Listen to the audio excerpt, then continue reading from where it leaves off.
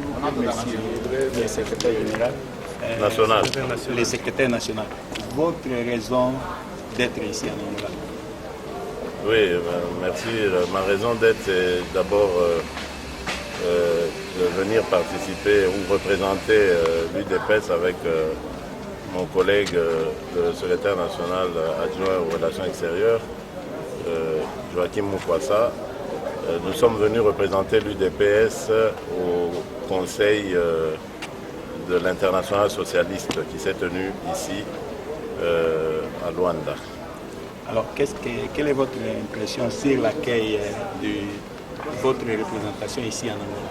Mais c'est toujours une fierté de savoir que nous sommes représentés. Vous savez que l'UDPS doit être parmi les partis qui sont le plus représentés au monde et dans le monde. Donc ça fait une fierté de voir que le parti se trouve ici. Nous avons une antenne ici, une fédération. D'ailleurs, nous allons en profiter pour tâter le pouls de la santé de cette fédération, du comité fédéral, en rencontrant les membres de ce comité tout à l'heure. Il y aura questions et réponses ou ça sera... Non, je suis plus venu pour répondre aux questions. Donc il y a juste un petit pour message. Essayer de satisfaire la légion angolaise ici, de l'UDPS. Oui, donc des Congolais de la diaspora, parce que même s'ils vivent en Angola, ils ont leur pensée et leur esprit tourné vers le Congo. Il faut donc leur donner un message par rapport à l'actualité politique qui bouge beaucoup et donc entendre leurs questions, leurs préoccupations et pouvoir y répondre. Ça va, merci. Merci.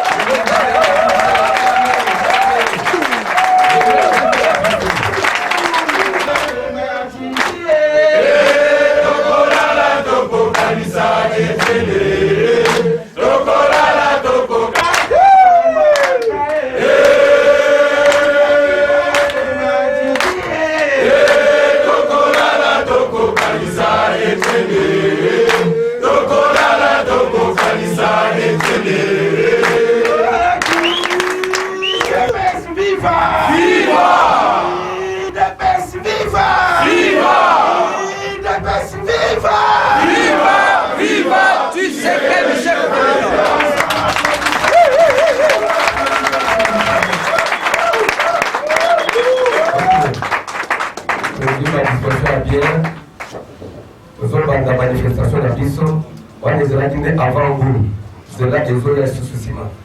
Pendant que vous allez exhiber l'hymne national de notre pays.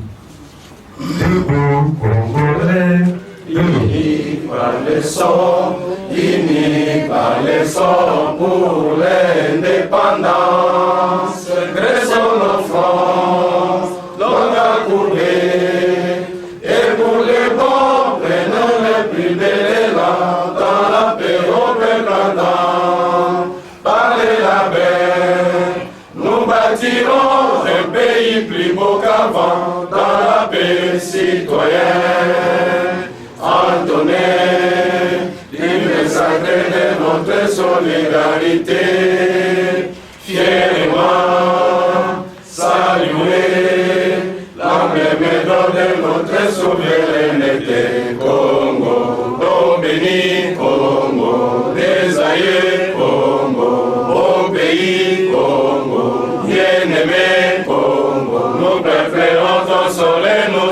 célérons ta grandeur. 30 juin au doux soleil, 30 juin, du 30 juin, jour sacré, sois les témoins, jour sacré de l'immortel, serment de liberté, que nous lèvons à notre postérité pour toujours. Viva! Ok, maintenant nous allons exhiber notre hymne du parti. Union pour la démocratie 2. Union pour la démocratie et le progrès social, notre parti du peuple, parti de la majorité. Union pour la démocratie et le progrès social, notre parti du peuple, parti de la majorité. UDPS, UDPS, UDPS, UDPS, UDPS, UDPS, UDPS vaincra, non bon, UDPS, UDPS, UDPS,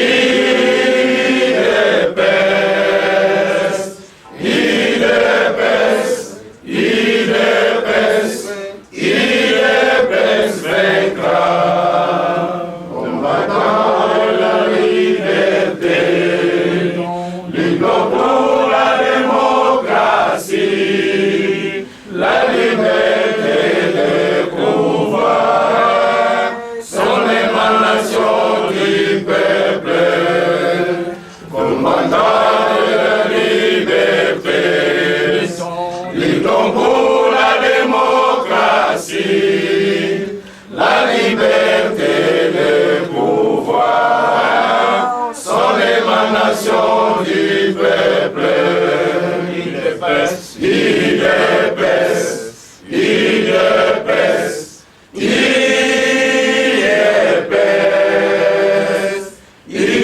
UDPS, UDPS, UDPS vaincra, non bon, UDPS, UDPS, UDPS, UDPS, UDPS, UDPS vaincra. Le peuple d'abord. Qui c'est le président? Le peuple d'abord. Qui c'est le président? Ok, nous on ne peut rien faire sans invoquer la grâce de Dieu. C'est pourquoi nous allons laisser un petit moment à la réflexion d'une prière. Alors nous allons demander à un révérend qui est entre nous, au milieu de nous, il peut prier et élever le grand Dieu et le bon Dieu qui nous a réunis en ce lieu. Comme nous réunis ici, ce n'est pas un fait hasard. Cela a été préparé, Seigneur, dans tes pensées. Nous sommes unis, Seigneur, ce n'est pas pour une cause hasard. Nous sommes ici, Seigneur, pour un problème de notre pays. Seigneur, vous nous avez envoyé, Seigneur, vous nous avez envoyé notre chef qui est venu nous visiter, rester avec nous, et il a beaucoup de problèmes à nous dire. Je demande que tu puisses le protéger tous les séjours jusqu'au jour de son retour. Protégez-nous aussi du commencement de notre manifestation jusqu'à la fin. C'est ainsi que nous te glorifierons au milieu des assemblées. Amen. Amen. IDPS viva! Viva! IDPS viva! Viva! IDPS viva! Viva! Viva! Tenez bon! UDPS viva!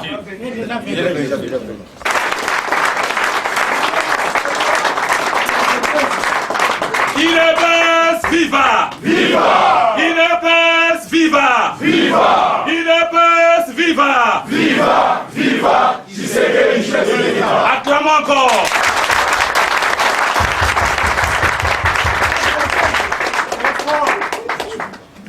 Ok, merci beaucoup. Très chers membres du comité fédéral, membres du bureau de la représentation IDPS Angola en sigle, la communauté congolaise résidant dans ce pays et la diaspora en général. Nous vous souhaitons aussi soyez la bienvenue à cette rencontre que nous avons ce soir ici. Je crois que notre fédération est encore honorée une fois de plus pour recevoir notre chef direct, surtout au niveau de la fédération, recevoir hôte de marque. Et j'ai toujours appelé l'homme qui fait l'actualité en République démocratique du Congo, là où tous les pays en parlent. Il est au devant de vous. Il y aura un temps que vous allez vous stupéfier à tout ce qui est par rapport aux enjeux du pays, dans l'ordre et la discipline. Parce que nous sommes l'IDPS. L'IDPS, nous avons comme dénominateur commun l'Union pour la démocratie et le progrès social. C'est que nous disons tous à un adage populaire, que nous disons l'union fait la force. C'est pourquoi l'IDPS nous disons le peuple d'abord, qui sait qui est du président. Le peuple d'abord, qui sait qui est du président. Le peuple d'abord, monsieur du Tshisekedi Omulumba.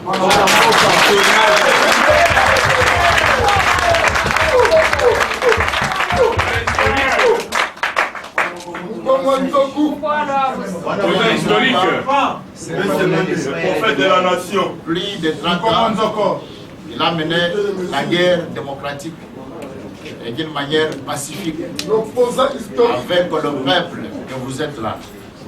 Je crois que la majorité de nos compatriotes qui se retrouvent dans ce pays, c'est en dépit des impostures dans notre pays. Mais il nous avait dit réellement l'IDPS vaincra. Et je crois que c'est l'effort de tout le monde. C'est l'effort de tout le monde et nous sommes en train d'y aller en respectant normalement le statut de l'IDPS. Nous sommes un parti qui a comme objectif la non-violence. Et tous en République démocratique du Congo, notre pays, nous disons le changement a un nom. Et le nom là, c'est le Étienne Tshisekedi.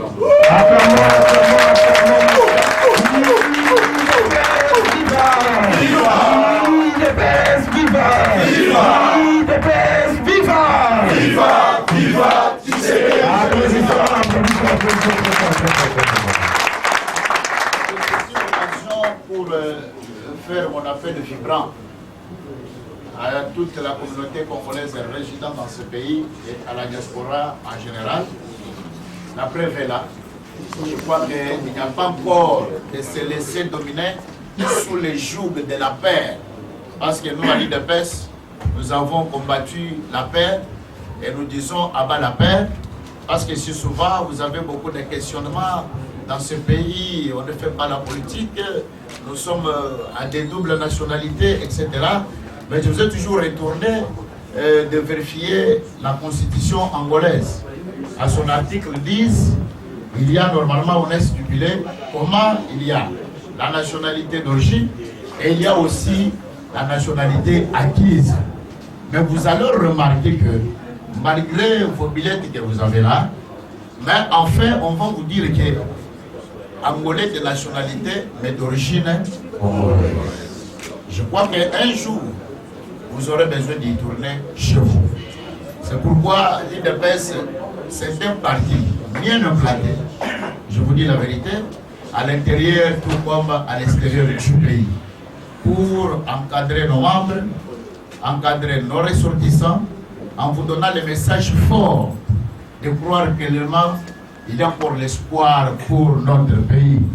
Tant que Étienne Tshisekedi Omulumba, l'homme vit dans sa chair, je crois que c'est par vos prières qu'il vit jusqu'au jour d'aujourd'hui et il a une mission à accomplir dans notre pays.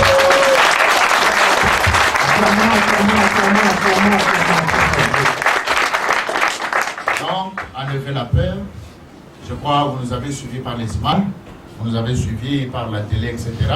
C'est pour vous dire que rien à craindre quand vous venez dans une réunion de l'IDPS ou dans ces structures de base qui est implanté dans des quartiers, dans des communes, là où vous êtes.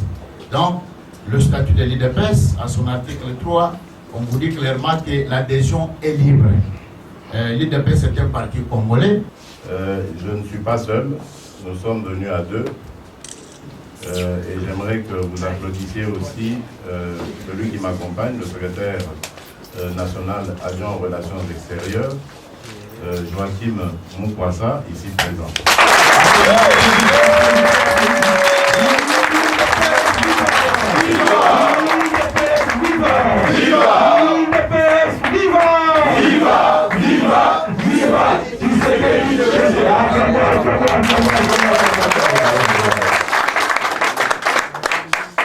M. Joachim Mukwasa a été notre brillant représentant en Suède. C'est l'artisan du partenariat que nous avons aujourd'hui entre le Parti social-démocrate suédois et l'UDPS. Et pour la petite histoire, M. Joachim Mukwasa a aussi été le premier président du premier congrès de l'UDPS. Et donc, il va rester dans l'histoire de ce parti. Voilà, mesdames, messieurs, n'a évité ce qui...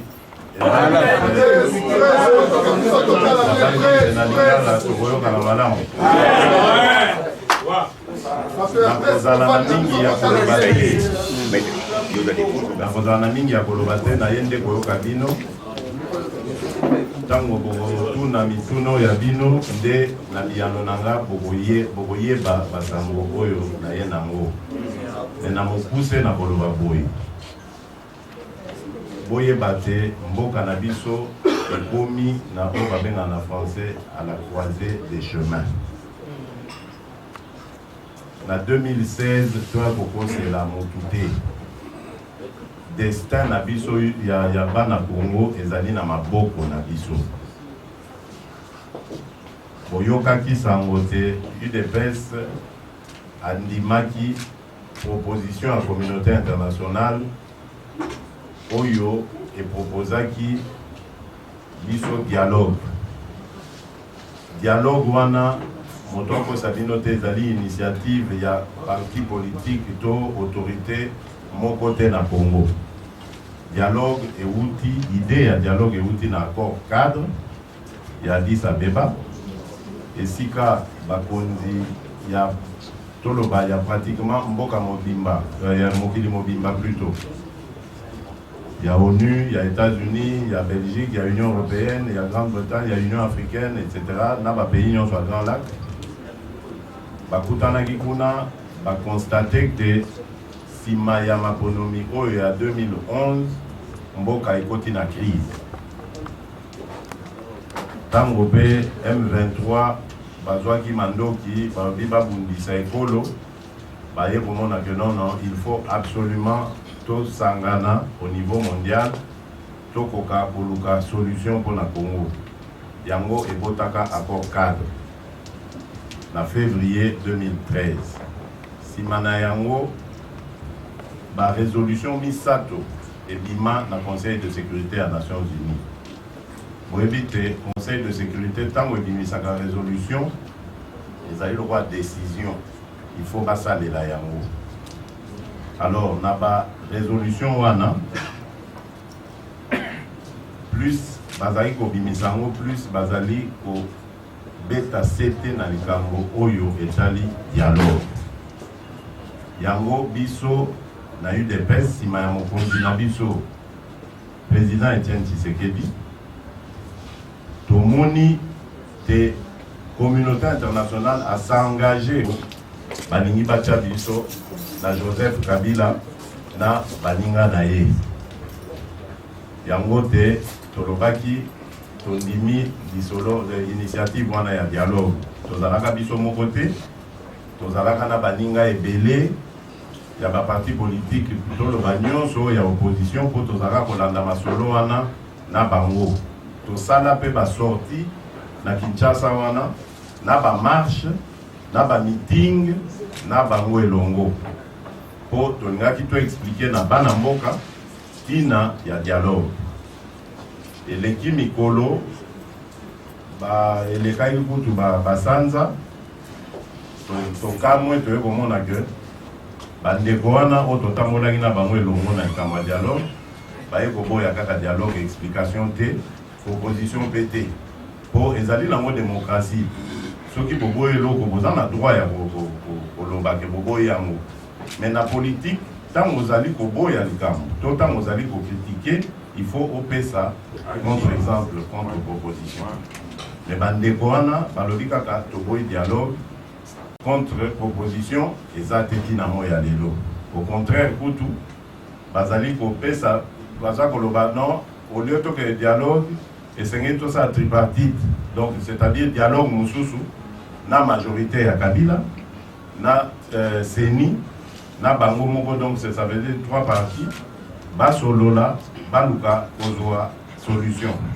Mais bino moko na banzi bolandi ndenge Kabila abengani bato bazalaki na CENI eza malumalu eza adjoint na ye eza donc abengani bango lokwa patron aza kobengana bana musala boko kende kosola na CENI ya ndenge wana alors yango wana biso tolobaki biso tokoluka CENI te tokoluka ye moko Kabila parce que ye moto akendeki kosigner accord cadre amilingaki ye moko basinga lokwa président na biso asengaki ke bolinga ye boya na ye me ye moko amilingi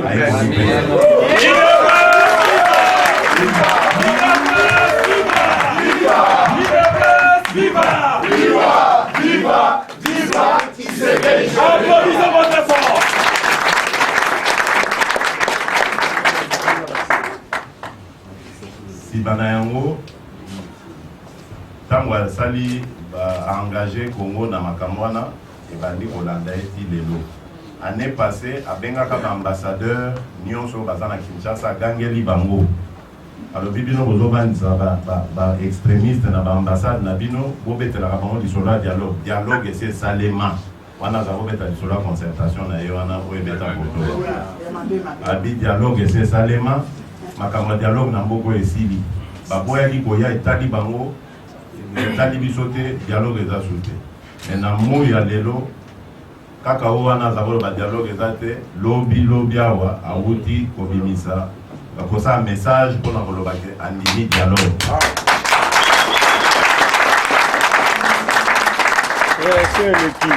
Biso mpe banda tondimaka ide ya dialogue tolobi obe bino ba communauté internationale propose boya pena biso bo accompagner biso ti toko bongisa masolo nyonso oyo ya dialogue tokoka kokende na maponomi na 2016 na kimia te boboto ne bandeli Kabila boyaki mais lobi awa ntango asali allocution na ye alobi andimi communauté internationale ekota na masolo. Donc nyonso wana ezolakisa que constance ya UDPS na détermination nango ekoki ko faire reculer n'importe quel dictateur dans le monde.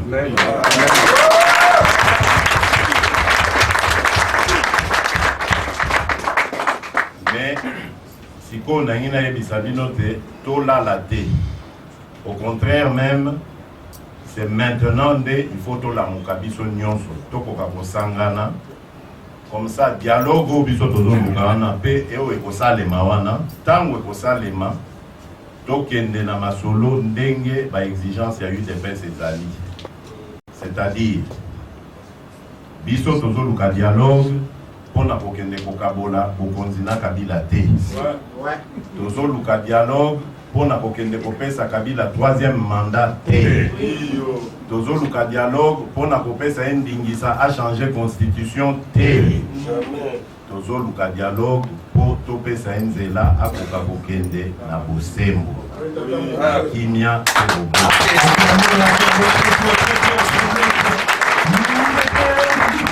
Viva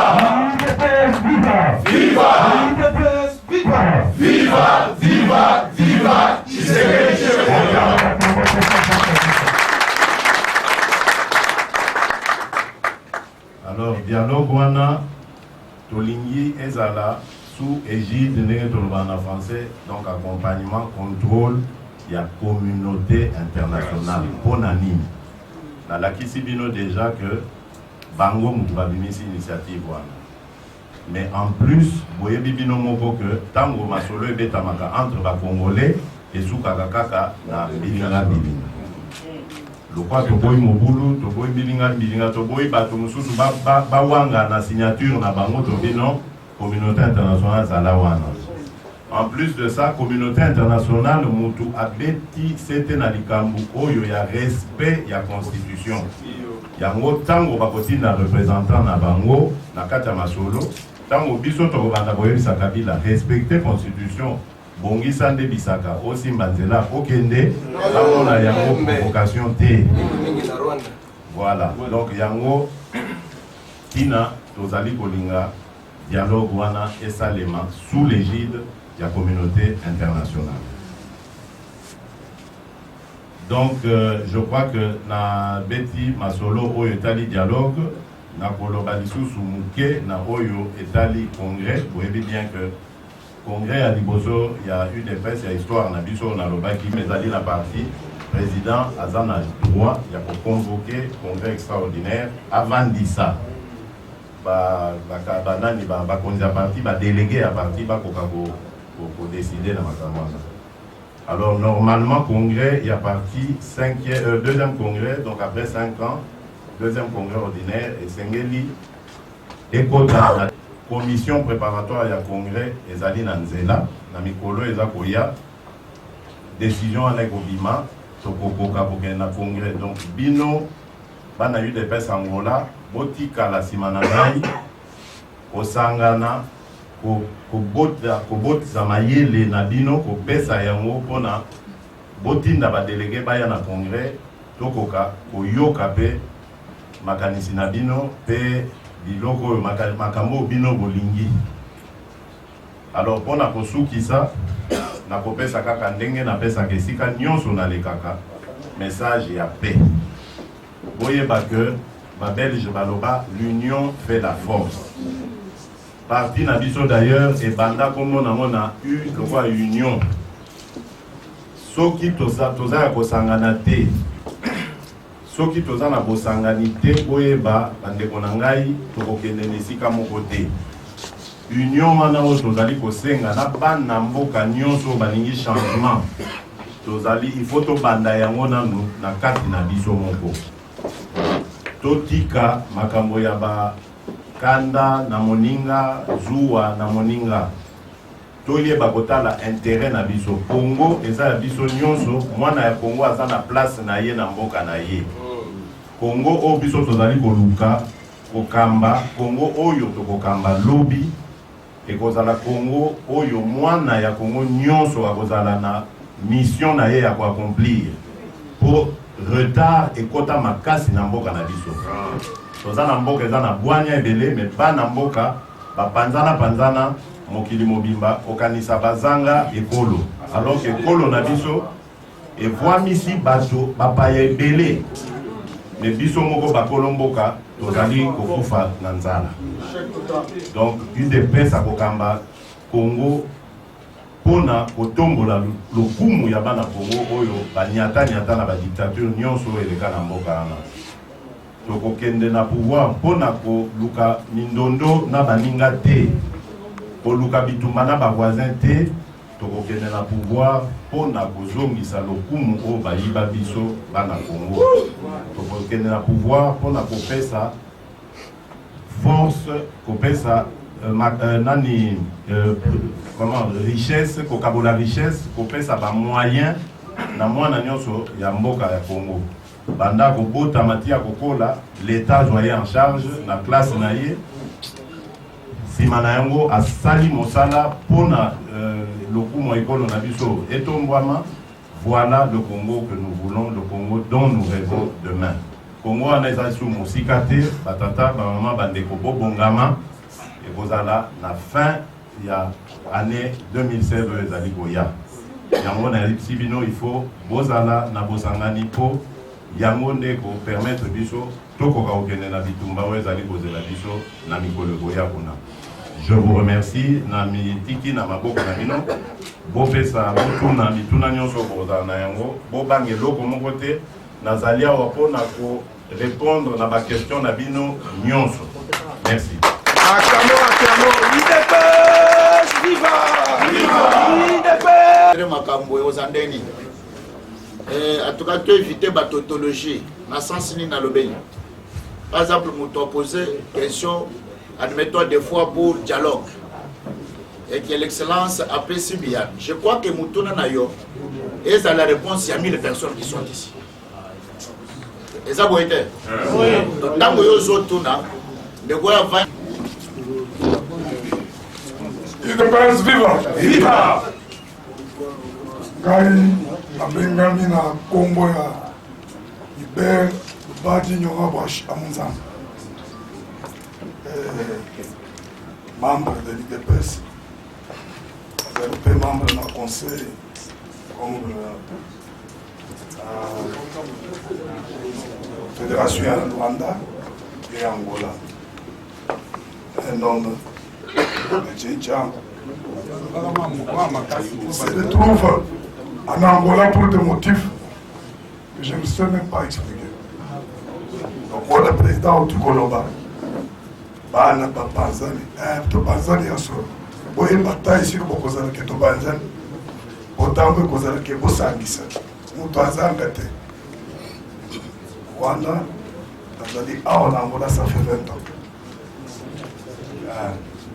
Mais Toti Gate, Moutuna Nanga est bossé en Boye. Président Lobi, dialogue, et ça dépend de qu'on négocier, Deneni Kabila Bima. Na kimi porte de la problème en motote. C'est-à-dire, on a un accord Kananga, ceux qui n'ont évité, n'a aucun mabe. C'est que nous sommes sali, na Kubomaya, Pomia, à Bétimoutou, Massachoué, avec la président Wolba Bentaki, et papa na Irak, nous sommes Tolimbi. C'est pour dire que Tolimbi, ça y est, ou bien de personnes, ou bien le gouvernement et le lobby à Panama se retrouver, ou tout le collègue, ou qu'il y ait des dossiers. Bon signé na bamindele oyo bazali yaza commissionnaire na bango ba o adima kaka ndengwa, c'est-à-dire na onyo si azui na Tanzanie pour tous as kuna tatamba na onyo so to na oya yibi na baninga na ye na banyo so ba pied de loyo mutoge ko so salaire et s'il est dans cela azoko kutre ko ko na na ndakote so so bakata ngo 27 parti onyo so to ke les accords sont évités. Et quand on a bon, deuxième question que c'est-à-dire que le président, au lieu qu'on puisse tout le Kalibando, et puis malade, il y a un zoyo qui a musique, et que c'est un bateau qui a un intégration. Ils sont tant de zoyo qui a musique, donc on a besoin de sous la ressource dans la télévision, il a qui s'est rencontré. Pour ceux qui ont qui s'est rencontré, dans le barrage, donc on a un t'as joué matin. Otali bakolakisa yo po ya mabaya ministre akei kokata kosali inauguration olobi esasengisa te bato mpe ntango mpona biso babongisi moto azoluso mbona bongisi wana otali kingu na ye ezoko lisusu te kava te vanda mais tolobi boye na toujours na dialogue président toyokaki ke yo négocie mingi président le premier ministre ou bien président Etienne, le président, vice-président, cabinet, président de la République, on va qui 1 plus 4, on va 1 plus 6. Nous sommes toujours inga, donc on y est un mot. Voyez, biso pour les balles, nous sommes dans un considérable. Voyez, biso clairement les dialogues, voilà. Les dialogues, voilà. Bon signal déjà que Kabila avant de Nakime, non, nous voyons qu'on y a beaucoup d'angaïs. Beaucoup d'angaïs, puisque nous confions même. Ou bien même au relevé international, ce cas est déjà. Bon, vous avez besoin de l'excuser. Mon tutoriel, vous voyez peut-être qu'il y a qui lui coupe de l'autre, c'est comme ça. Tous les gens qui ont connu ce bishop, puisque tous les gens qui ont source, ou tous les gens qui ont déjà essayé sur Jacques Idepes. Et sur Jacques Idepes. C'est de deux. Au sujet, au salir.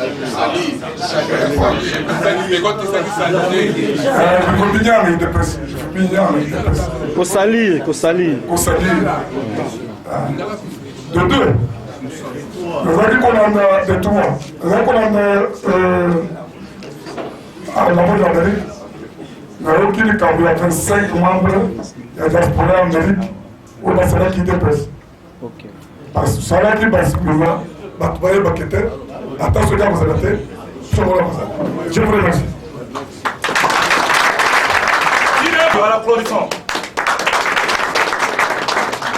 Nalobi boye mande konakai. Donc toye potoyoka excellence. Eza boyete. Siko tango bazoto na question. To prêter attention na biso nyonso na calmement. Tango bazo poser question yo kuna ozolo il y a des bruits. Comment on peut répondre na kimia pour que mutu na mutu azwa réponse na ye. Donc je vous demande tous à la vraiment na apaisement mingi, tous à la na kimia azali bosuna bino botuna mituna à répondre na kimia. Donc je vous remercie des motions de procédure na ngaki to sala. Alors il va répondre. Merci. Oui, merci Mingi Papa. Mitune Zebele. Donc, nako mekaruke na lombangu pona kokakose pelisayo. Oyebi tango ozali homme politique, tango ozo sala politique ozo kumba destin ya mboka. Il faut ota la mboka lelo pe lobby. Donc avenir ya mboka ndenge kozala même simanayo. Et le tout en tenant compte pe ya passé, en s'inspirant du passé. Tango tozota la passé na biso esika touti banda indépendance. Ti lelo tozomona kaka que mboka na biso ezokende kaka na mobulu, dictature, oboma, kokanga arbitrairement, kokimisa bana mboka na ekolo na bango bazokende kokoma bapaya na bamboka misusu tout ça. Totali nyonso na tobi non. Soki tolingi makamwane sila, il faut qu'un jour bana Congo bayeba kobosana maimalekaki. C'est ça l'état de droit oyo biso tolingi totonga. Donc au lieu que pouvoir oyekoya et ça n'a toujours pouvoir ya kosala ka ba vengeance ya kokanga batu kokchaka na boloko tolingi totia ba institution oyo ekokoka ko permettre kolandela makambo wana. Soki mutu ayebi que azalaki na problème na songolo to pakala akokende sukoluka homme politique te po bakangisa mutu to basale mabe ako kende na justice esali mosala na yango ndelo kobiso tozoluka. Nalingi na pesa exemple ya Afrique du Sud. Afrique du Sud mondele anyokolaki bana mboka. Mais au Monique Mandela oba vandisaka na mondele pendant 27 ans na prison. Mandela tango azana na prison bake komputa na eba bime yoso ko bimi est-ce que okosenga batu mwindu baba na kwatake ba mindele te. Mandela tuni bango bime mabe oyo ba mindele basala ekofuta mandenge nini. Esika babandi kokanisa ti ba eko la solution ya commission vérité et réconciliation. Commission wana esalemi bato basalaka mabe baye kosenga pour avouer mabe na bango pe kosenga bolimbisi. Lelo Afrique du Sud est comme nation mondele na moindo bazobanda esika moko injustice eza lisusu te. Lobi pe tolingi Congo ya ndenge wana oyo bato basala mabe baya kondima mabe o basala basenga bolimbisi. Lokwa tolingi Congo ya kimia, Congo ya boboto, lokwa tolingi kotikela ba génération egoya.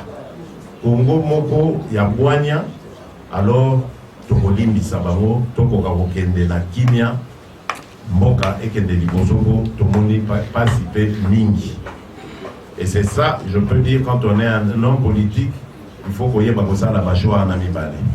Ou bien opter pour la vengeance tous azimuts, mais vengeance wana eko taper vengeance pour na kati wana batu mususu bakozala omimona ke non nga nasala rien c'est vrai bozo condamné nga kaka po naza tel eza lokwa ngai nga bazongisanga na village na 1983 pour naza kosa politique te uniquement kaka po nazali mwana tata na ngai tata na ngai azotungisa mokonzi ya mboka bakangi na ye na bana na ye na mwasi na ye ale village classe bokotanga susu te soins médicaux bokozwa te oyo akobela en etali heureusement nzambe azwa lokumu tobelaka te tokenda année scolaire mobile torate yango interdiction ya kokota classe uniquement mpo nabotama kaka na famille wana donc ozomonaka ekokopesa makanisi mabe ntango nga nakobimanga nakoba mais non nga mpe mpona se venger mpo nga nasala mobutuni mpo asala nga ndenge wana voilà donc je crois qu'à un moment donné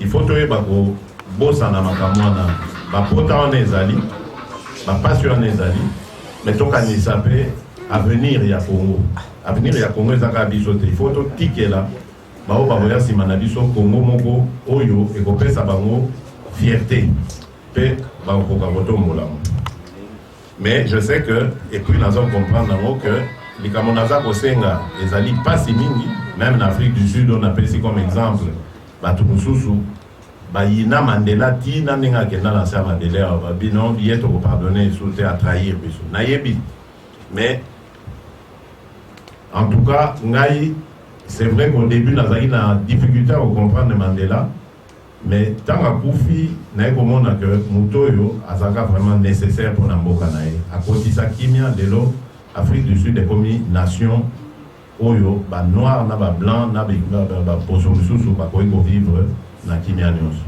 nde yango tozoluka mpo na Congo mpo toyebi ke Congo soki ekoti na bacondition wana tokozala susu koyoka tokomona su pasi te bakongole nyonso bakozonga na mboka na bango epuis tokozanga kutu na place baplace ekozala ebele oyo bapaya kutu bakobanda koyaka kozwa na ndenge ya immigration ezala balindele mpe bayini c'est possible rêve wana ekokoma réalité soki UDPS azwi bokonzi.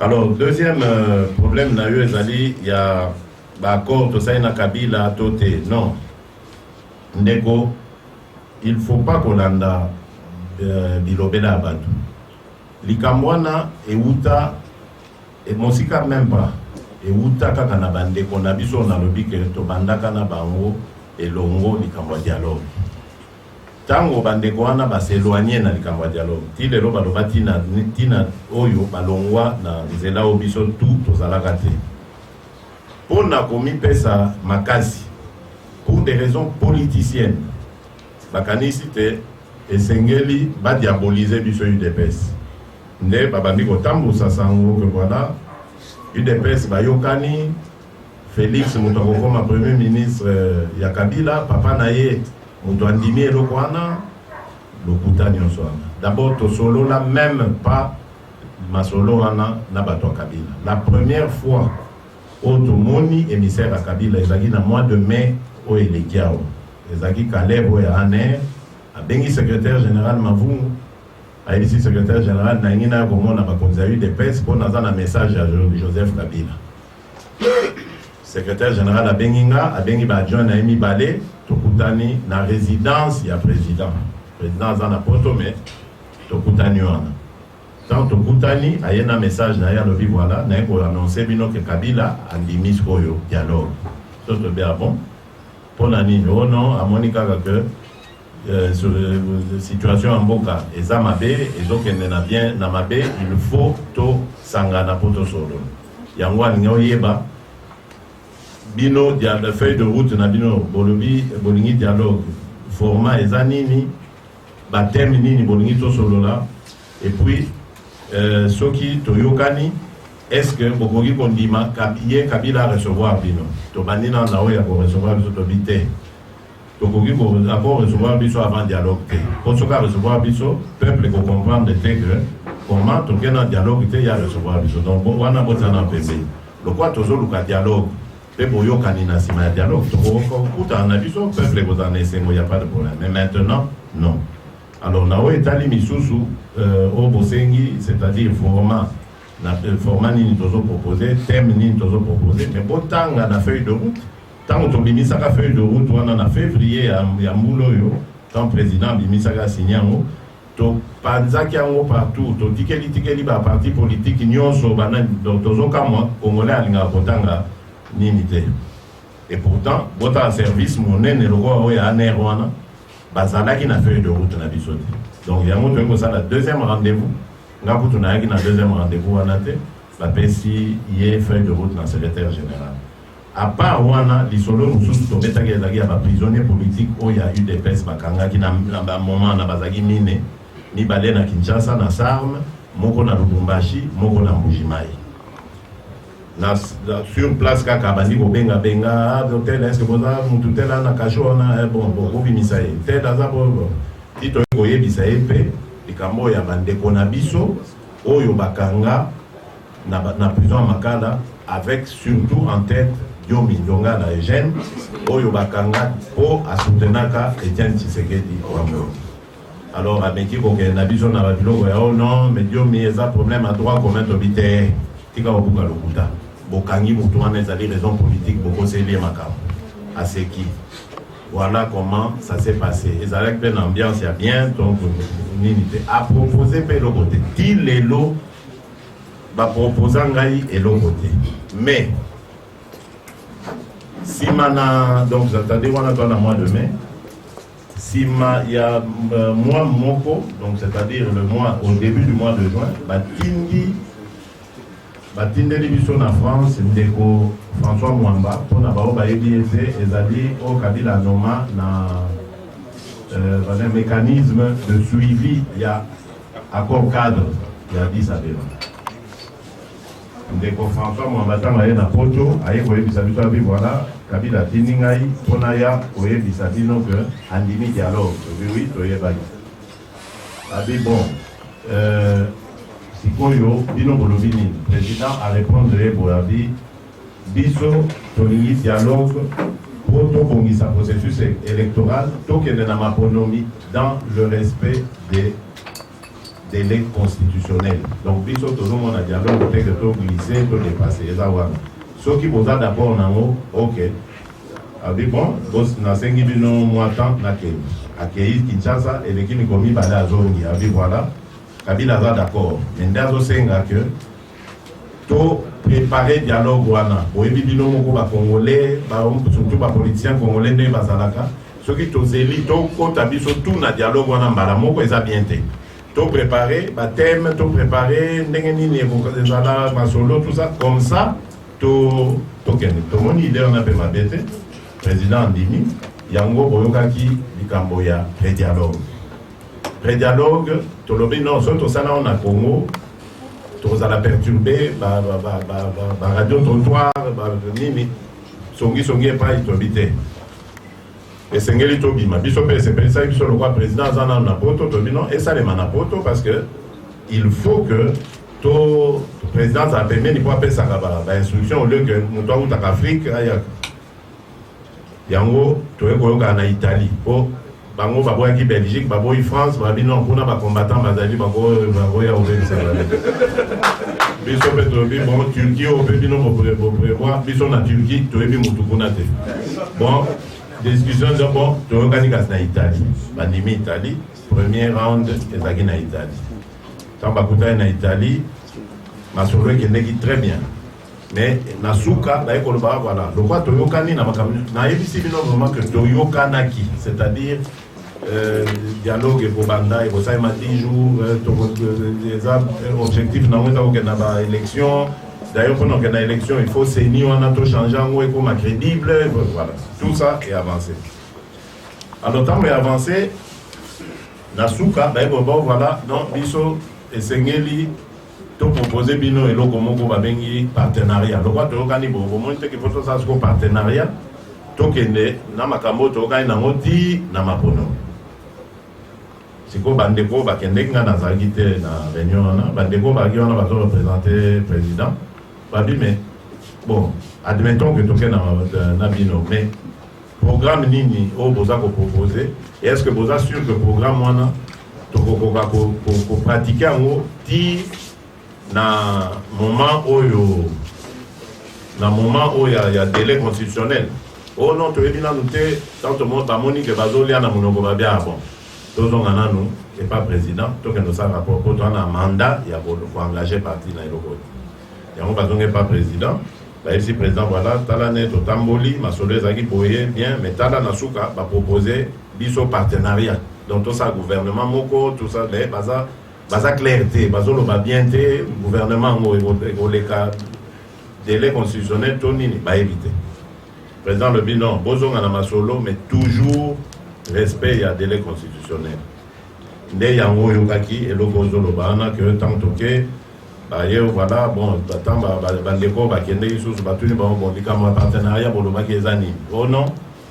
Likama partenariat zali to kabola pouvoir, président comme vice-président, to kabela bino 2 vice-primatures. Bandeko ba bino non. Alors wana olingo comme ça biso le roi Palou. Tolingi biloko wana te biso to Palou te biso to UDPS.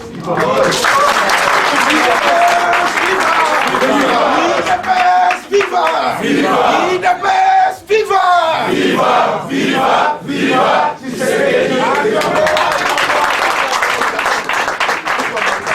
Salaka asali communiqué pendant le bas, UDPS a bimi après dialogue puisque ma camion sur là qui est coquille, tout c'est la baie dialogue communauté internationale a béni sa dialogue. Ndé yamo tout c'est là tisiko. Alors Motunano Mususu, membre Boyoka Kuram. D'abord, Nangina Lobaboy. Pour la Kozala, considéré comme membre, il y a eu des PES. La condition est simple. Il faut d'abord recevoir la carte, il y a eu des PES. Ensuite, il faut en ordre, il y a cotisation chaque mois, au PES, ou bien au PES une fois pour toute une année, ou bien on peut essayer chaque mois, cotisation. Troisième condition, il faut participer à la réunion, il y a parti. Voilà un membre de l'UDPS. Bateau, il va signer 25 ans. Aucun d'entre eux a allé réunir la condition en Amisatu. Au nom de quoi, va se présenter comme la membre de l'UDPS. C'est la première chose. La deuxième chose, siège a eu des PES et Zalaka, dans l'avenue Zignas, dans limité à la hauteur, il y a 10e rue, quartier résidentiel. Comment des individus qui n'ont même pas réussi à démontrer que Baza membre eu des PES, peuvent se réunir à Bruxelles, décréter PKKBoye, voilà, c'est fini, pendant les lots, c'est que des sous-présidentés, Yokanika 25, on a tout voté président Sika. 2 candidats bagiwana baponi moko mususu a poli allez yo lokolo poli yo ne candidat na biso na présidentielle nani président na biso yeyo désormais est-ce que vous avez une aventure est-ce qu'il peut se couper vraiment batu pona aventurier à boyebaya ka kosa ba théâtre na bango ndengwana non je crois que ceux qui balingaki penza bazala ba membre ya UDPS balinga ba ya koloba problème na bangwana na kati ya parti. Alors, Meki Koko, c'est la présidente Makambo. Non, le président a changé le texte.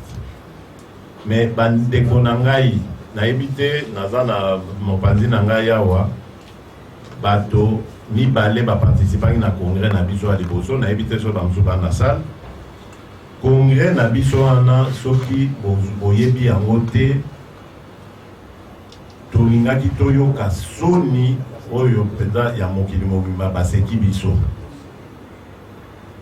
Congrès wana tozali ebele tokundaki pona kotia tata o boza komona oyo akoka kokamba makambo wana akoka ko sauver navire UDPS oyo balingaki basambwisa, ce qui fait que aza témoin mosala penza ya kokota na bozindo ya ba proposition o esalelaki pona ba statut et soit qui temps il y a pour ça les matés pour bande commission sur bazala qui wana but na bango ezalaki ba bebi sakaka makambu et loko moko ya malonga ça les matés or na congrès wana bande kona ba camarade na biso ba paya neti ba partenaire suédois oyo ndeko Joachim Amemaki ba allemand bande ko ya ba parti misusu politique bazalaki wana. Oyebi ndenge ezalaka na congrès, bakoya na ouverture, et puis na suka pe, après quelques jours, quand on clôturer, baye. Mais bomoni babitumba bato bazosala na kati wana boyebi, mais c'est pas possible. Donc bato balingi que Nicolo Eleka, donc le président inauguraki, maintenant pour clôturer.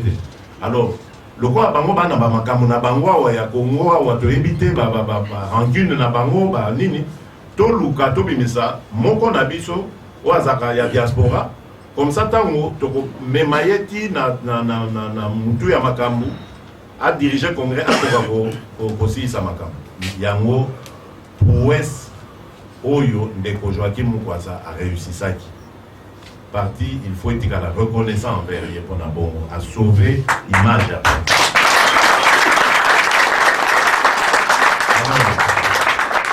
Le coup là, Toyebaki que Makambu et ça l'a mis en profondeur dès pour la statue. Congrès est levé option président, ma PC au plein pouvoir, na plein pouvoir wana pour corriger Babilo Goyo. Entre autres, donc, au Bongisa, Kokoso, au Ezagi, na Mikanda, il y a parti. C'est ainsi que, après quelques mois, vous voyez que le président Kotaki, donc, tant que élection, le président Matiaki dans la résidence surveillée, tout ça, tant au mois qui met Kokota, à 8 commissions, il y a des juristes, après, si vous avez un texte, il y a des imperfections, il y a des propositions. Na changer le texte. C'est comme ça qu'on a changé le texte du parti. Président, à la Moukitongo, mon copropriétaire, depuis que non, n'a changé le texte à parti. Et puis, Bandeko, on a au Bazakoloba. Oh non, Bissot, Totomokeli, tu sais que tu peux changer mon texte à parti, il fallait le congrès a changé. Mais pas ça dit le texte Nini, tu sais qu'il a changé. Et puis, quels sont les inconvénients? Et ça, il y a changement. Il doit vous dire. Parce que ceux qui doivent changer le texte. Pour la bolam où il y a organisation, mais pour reprocher ni, puisque n'engé zaka na ni na moi de bosso et zako pesa mon boulot, mais va changer à moi si pour permettre partie na biso et à l'aise. Mais en quoi est-ce mauvais? Ceux qui au moins changé Gabia non, président changé comme si moi nanaye vice-président, secrétaire général, là j'aurais compris, mais ça même pas n'engwana.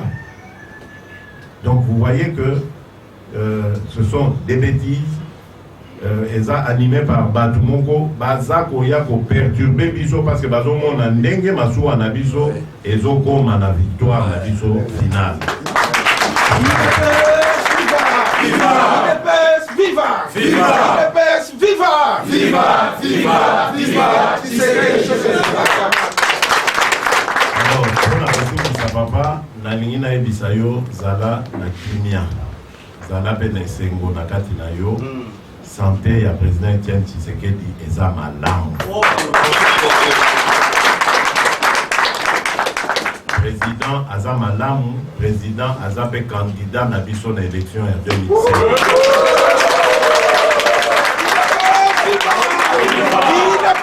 Viva!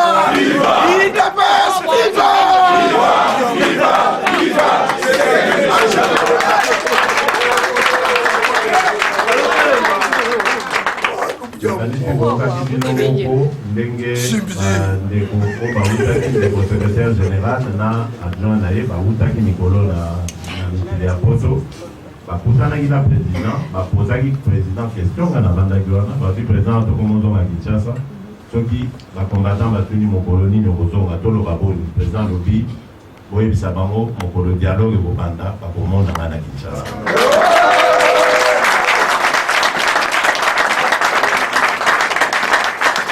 Voilà, je vous remercie. Oui, ça nous va ça pour le Camerounais, pour le Baïzali, qui est le président du Congrès et UDPS. Le Congrès est ça le maca chaque 5 ans. Donc, pour le Kambaki, en 2010, le Ponaki, le Congrès, le président Etienne Tshisekedi, le président, il y a parti. Le Congrès, le Ponaki, le candidat à l'élection où il est gagné il y a 2011. Donc, pour la présidence de l'UDPS et pour ça, il m'a toujours dans le Congrès. et pour ça en dehors il y a congrès pour makambo qui à Bruxelles va pour le président et UDPS et talika kabatouana et tali bisoté biso UDPS aux aba légaliste tous autres la statut na biso ou biso moko to na 2010 tous a 966 délégués bauti na ba province sur Congo to sangani wana to eu décision que Tshisekedi a la président la partie na biso Tshisekedi yenda zaki vraiment candidat madame pour la UDPS pour l'élection il y a 2011 bon sikoyo to komi sikoyo na suka to préparer le sous congrès mosusu poto pona na ndenge to lobby ko ya si a lobby kaza kozala candidat akozala pe wana soki moto mosusu alingi pe acha libaya nde balobaka achape congrès epona donc le quoi biso tozali parti moko démocratique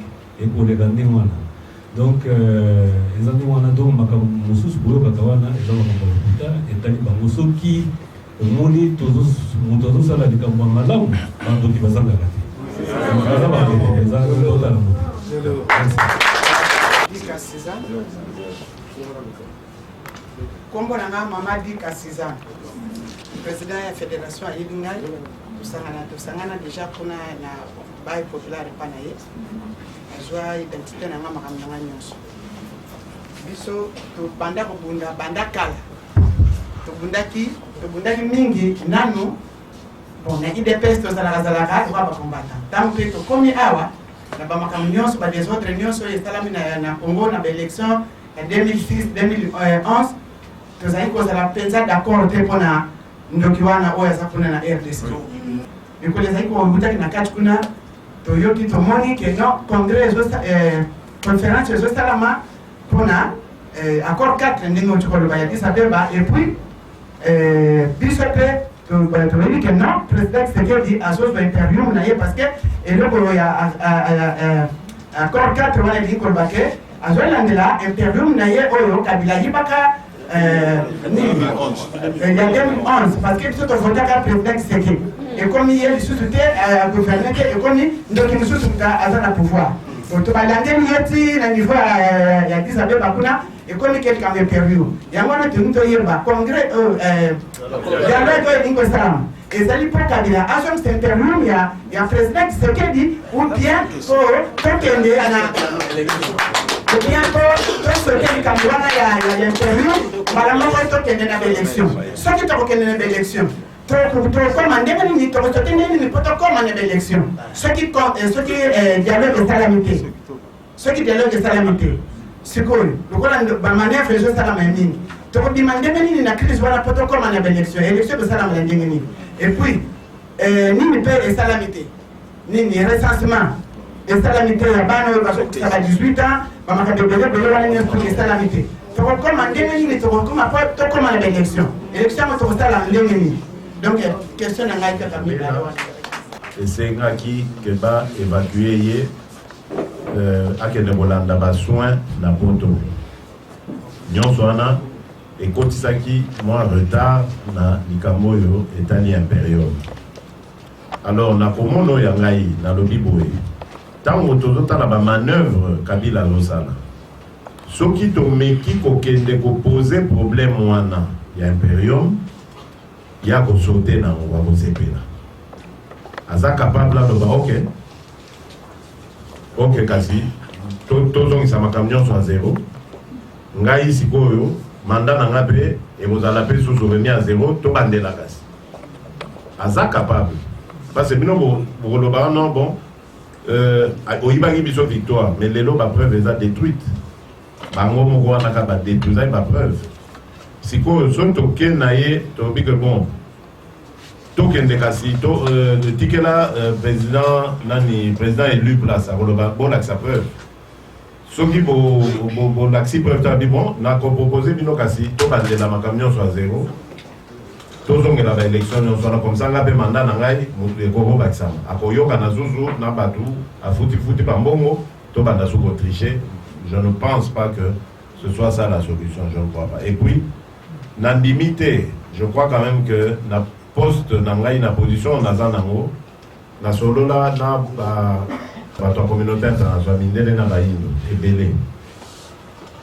je ne pense pas que ce qui tient mon lende tu reçois soutien de la communauté internationale.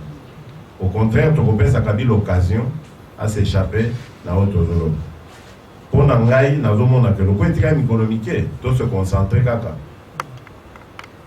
Tout ça la pression, à ça la Axi Mandela qui est ton limite, si tu perds dans 5 ans, tu perds dans mais au moins, pour perdre dans il n'y a pas mbaté, tu perds dans au moins pour na aucun dénaillé.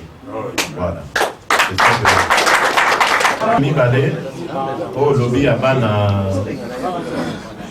Donc, enrôlement, il y a tout ça. Effectivement, il y a un monde et Zali dans ma programme, nous sommes tous sali à dialogue. Fichier wana oyo et Zali ya seni au seni à Sadelak. Au Bakombo, il y a des électeurs, nous sommes Zali fichier en SBB. Pour Batouba Longwa, Congo, Bakenda. Donc, il faut que ça là, on va bien la mise à jour. Bana o bakokisi 18 ans, il faut bakonza bango pe na kata afficher wana pour toko okene na mapono. Sinon bako utiliser ba électeur o bakufa, ba électeur o bakenda bako utiliser ba comme on a bango comme étant que ba votaki. Ya wana photos za nekenge esika. Donc ba projet wana tout ezali yango tolingaki lisolo ya dialogue wana. Alors ce qui dialogue est limité mon tout non pesa bien. Mais biso on a problème tel. Biso toyebi que Kabila en novembre 2016 et Sengele a fait sa biso ka élection. Yé asi Mandela kende biso tozala na ba élection. Ce qui élection est sa limité, nous considérons que mandat na yé est silé. Si manayo tokotika entre bana mboka, tokotala comment tokoyi kosa la transition. Un peu comme ça na Burkina Faso, donc bateau bako kamba transition, bango te mutu bako zala ba candidat. To sali transition, ba bongise libiso zela maponomi, tokeyi na maponomi, mais Kabila entre-temps lisolone et silaki. Donc azana intérêt à ça la dialogue. Na banzi yangonde a comprendre kita amoni amabia soki likambo ekeyi bo na sa elokote, il faut donc tokota dialogue. Il y a tant de choses à dialogue, à dribbler biso, à voter Moussambongo, à voter la Makambebele. Mais dans le binabino, na dialogue wana, il faut que les Congolais votent les mabolanda chaque jour, les lobolobinini. Pour biso to s'arranger, chaque jour to va nous communiquer, voilà les lots avancer pour les autres. Jour quand mon boulot au côté to bino, bateau ba monter ma bé, to longwe peuple bozo ba responsabilité. To bandi ko tanga mikolo qui na novembre, mikolo ya ok. Voilà. Bon, dans les motion de procédure, s'il vous plaît, une proposition où il y a une table là, c'est que compte tenu à temps, et puis bâtiment sur bazana bamitona. Alors, muto alingi kotia question à Komakombo, à Tinde Liboswawa, question moko pour que mutuna muto a se retrouver. Évitez, bon, mon proposition, vous avez malam. Nazobenga na Congo ya Sylvain Mitumawanza. Nazana mutuna eza vraiment pour nanga moko. Puisque premièrement, non, pour nanga moko. Moi je ne suis pas de l'IDPS. Mais je suis plus que l'IDPS. Parce que moi je suis tshisekidiste. En qualité de pasteur.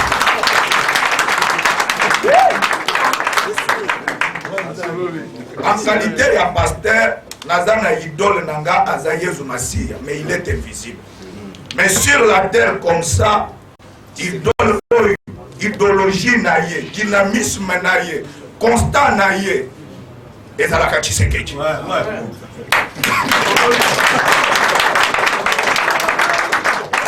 Ah oui, même dans mes déclarations, na lobaka yango, mutu avandi aini Tshisekedi, quel que soit son Saint-Esprit dans l'église, a comment on entend mettre.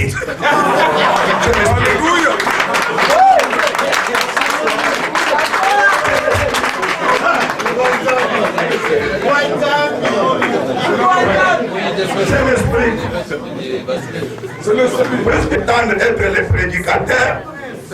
Paul alobi boye, l'esprit dit expressement que dans le dernier jour, il y aura des esprits séducteurs, des doctrines des démons. Les gens seront égoïstes, fanfarons, ennemis des gens des biens. Un homme comme Tshisekedi, un homme des biens, qui se sacrifie pour les autres. Yo pasteur oyiniye, olobi ozana nzambe.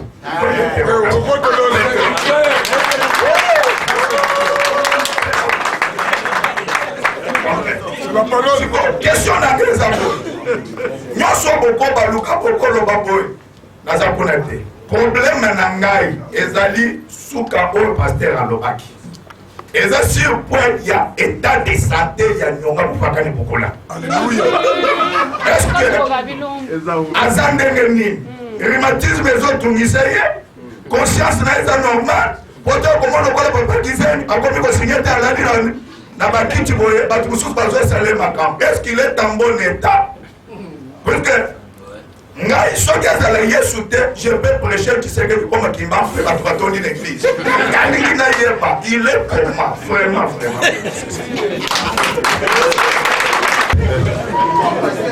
Merci beaucoup, pasteur Tshisekediste Wanzan. Oui, Nalingina Pesa Okimia, pasteur.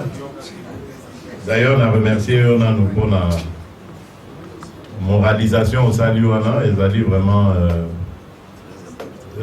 un cri du cœur, ils ont touché Bissonioso. Na pour rassurer yo ndeko président Azabien, mais bon évidemment Azabien le roi yo nengo ye wanate na nkumanyoso na makasi nyonso évidemment il a 82 ans donc Mouta 82 ans le roi yote yoza na nini mais c'est le président Aza capable il y a pour diriger Mboka il y a pour diriger parti et puis na minute autour le boyu. Président ne fait que recevoir chaque jour Bapaya. Na Bapaya, Oyamine no Boyo Kakana. Dernièrement, je crois qu'il faut être les 3 journées. Dimanche, vendredi, non, vendredi ou jeudi. Jeudi, à Yambaki, Saïd Djinit. Saïd Djinit Azali, envoyé spécial, il y a secrétaire général des Nations Unies, dans Grand Lac. Donc je ne pense quand même pas que Batouana, Bakoya, Koya, Kaka, Kota, Tshisekedi, le roi monument, le roi statue, Babaluki Bakei, Bayaka Masolo. Namikolo Leka qui a Yambaka, envoyé spécial, il y a États-Unis d'Amérique, qui a remplacé Russ Fengod, donc Combo Tom Perriello. Et je ne vous parle pas de nombre de fois Yamba, Batumisu, Souneti, comme récemment l'envoyé spécial, il y a Belgique, la Grand Lac, Franck de Koning, c'est la Grande. Donc, Nazako rassuré Bino Azali Madame. Et puis, Ayamba pe bandeko Oyo Bazali bato opposition. Le roi Moutourwa Ndeko Fayoulou, Martin Fayoulou, qui n'est pas avec nous dans Likambo, il y a dialogue.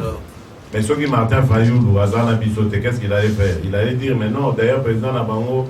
Mais non, Martin Fayoulou a coûté un président à Bimikouna. Il écoute mon travail que non, on a coûté un président de Tshisekedi en bonne santé, après Singaï Bani. Donc, ne vous en faites pas.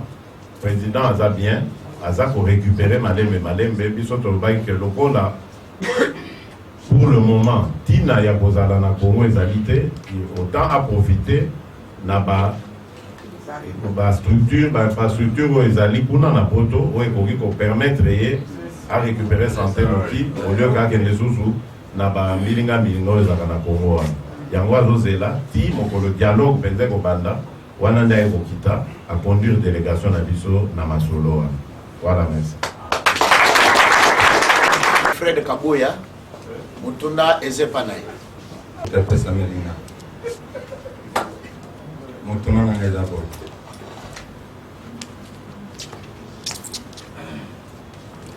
Tango nyonso leki pouvoir et boya qui dialogue nasi wepenglan mais na minute na baye bazaki kofinga bato pona dialogue baza pour dialogue Et na déclaration, il y a M. Kabila à l'Obiboy. Kanambe, Kabila, il peut porter les noms qu'il veut. Problème est d'abord. Azo comme la secrétaire national il y a Nations Unies a proposé général il y a Nations Unies a proposé 4 personnes comme apprenant entre bango comme facilitateur.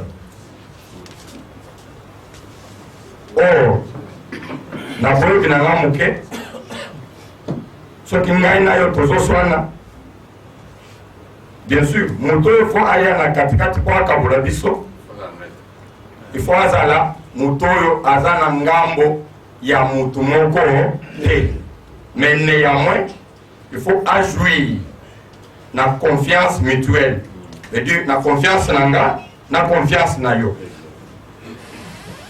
Tant qu'il a proposé les noms, n'est-ce pas, et cause à la piège à proposer les noms, il y a Batounaye,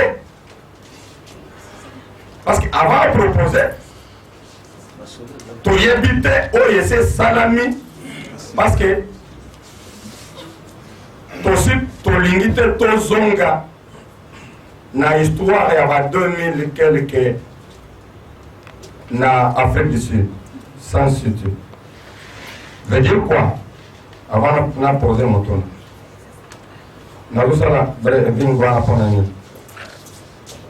Nation City, les Araki, dialogue inclusif.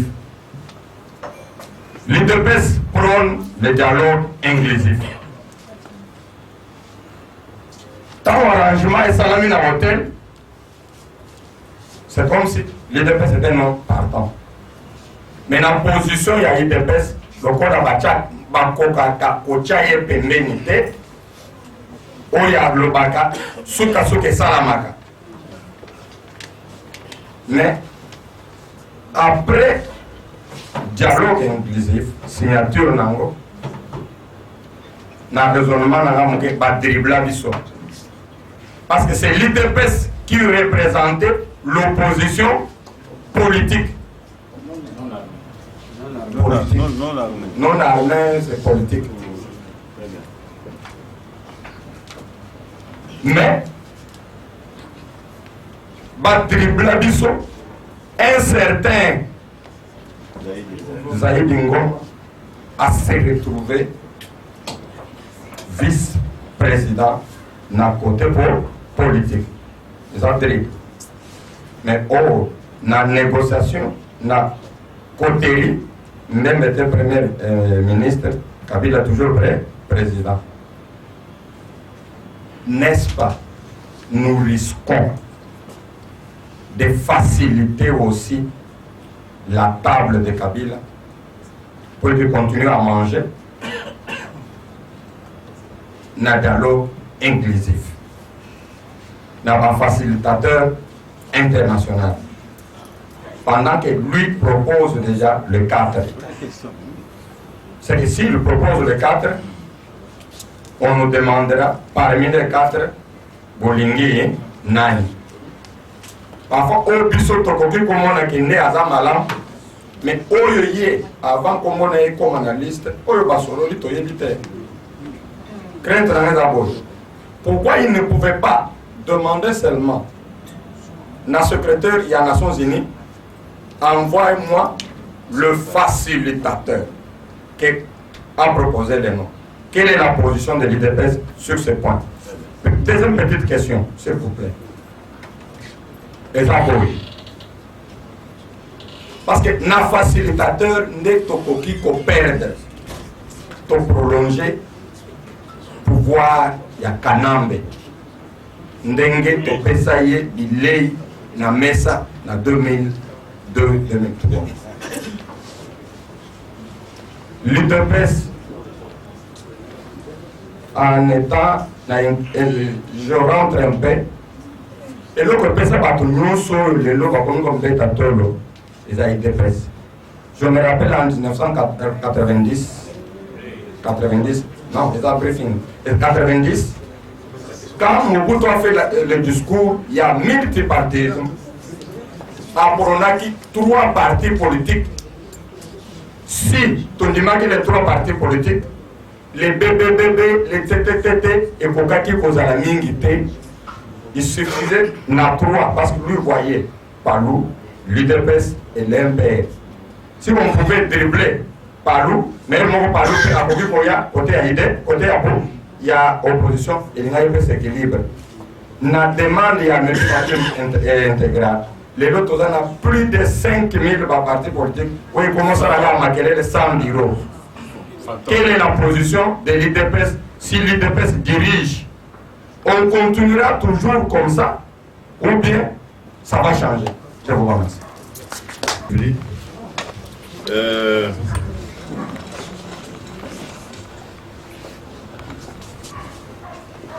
Mon tour à Liboso. Et ça par rapport il y a Nani, qu'est-ce qu'il dit? Oui, effectivement, les campagnes facilitateurs, on a même biso moko to kamaki yango. Mais tokanisi que nakati wana évidemment je moko ezali. Tozali ko soupçonner je wana mais tokoki koloba ngona nous boité pour nani toya ko vexer secrétaire général aya komona que toza ko accuser de complicité na Joseph Kabila. Mais tozali déjà na stratégie na biso e wana tokoki koloba ngo il y a aucun problème. Ce qui va présenter facilitateur au biso to lingité to ko exiger to qu'on appelle o ya biso facilitateur ne Kabila aponi. Donc ça c'est clair. Je ne vais pas me prononcer sur ma komomi neona atangaki, mais oye ba que ce qui to sepelité toi na confiance était to exiger que avant toi na dialogue facilitateur azala oya pour pe ko rassurer biso. Potina to ponaki likambo wana yango wana. Ezali que voilà entre Congolais to ça na confiance té. Je dirais même envers le régime Kabila to na confiance té. À respecter Kailoko mon côté, engagement mon côté, yé mutana mandoki, yé mutana police, akoki ko yé mutana mbongo, akoki ko boma, akoki ko et tout le monde a yango balébélé. Donc nous ne pouvons pas aller sans caution de la communauté internationale. D'autant plus que yé la communauté internationale là, pour ça la proposition oyo, il y a dialogue. Donc voilà pourquoi la communauté internationale et conduire ma solo pour biso petozana l'assurance. Ce que ça mis bon côté, puis des personnes à propos de dialogue d'idées. Alors pour Nalikambo, l'obiana, c'est bizarre. Tozaki Robert Alisona, je crois, l'élo, Natongo l'élo, na petit déjeuner, il y a ma solo, nan de comment vous avez en Angolais. Je crois qu'évidemment, des conflits de la raison, il faut absolument tout ce qui s'en a ma parti politique, il y a ma mallette. On a mais à la partie, il y a une mallette à Simbio. Combattant à la raté. Donc, il y a mon président, il y a mon secrétaire général. Moi, si je suis président de la Ligue des femmes, moi, je suis majeur, je suis finance, je suis belé na Congo. Tant que vous avez dialogue, ah non, ayebe ko compter qu'on organisa azana ba millions d'adhérents le roi biso. Non, on a peut tolembi yango. Alors, qu'est-ce que nous envisageons biso? Je pense évidemment enfin nous envisageons non, on a des réponses personnelles on a fait ça en fonction à ma solo tozaki na ngo lelo. Je crois qu'il faut que ça comme partout ça s'est passé. Donc ça fait 6-5 comme un exemple. Donc il faut ça 1 et faut ça ah bon, ah ouais, par exemple, en Angola, il s'agit de ce que le parti au ministère a député mon côté fini. Après quelques mois, va dissoudre. Donc moi je crois que c'est ça qu'il faut faire. Pour que Makele le ana, pas que le parti politique il y a aucun de vos votes. Pour le bas ça Makele, pour les lots politiques et comment le a moyen de vivre. Il y a un besoin la passion tout le monde. Bah pour ça misala nyonso. Misala où il y a honneur, le quoi misala il y a mon lac ici. un enseignant, un infirmier, même un médecin. Donc, on n'a pas alors que ça misala ou Simba vraiment Mboka et Simba peuple. Alors, si ici nous sommes la valeur, donc toi maintenant, comment on a que politique ne place pas que nous gagnons. Alors, pour gagner il faut que nous ayons politique. Donc, ok, nous avons mis Teka, Maël Nayo, on a service à l'Okuta pour que ça la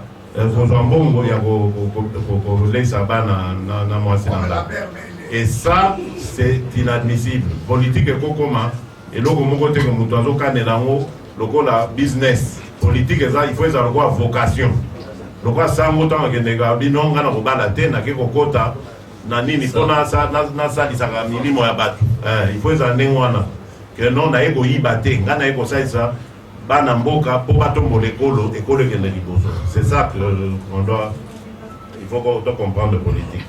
Donc voilà, je crois que les alliés sujets il y a débat mais voilà en tout cas ça comment on a dans monde en fait. Donc 18 ans qu'on fait on a baninga. Donc voilà, merci. Ok, Monsieur Blaise Diamona.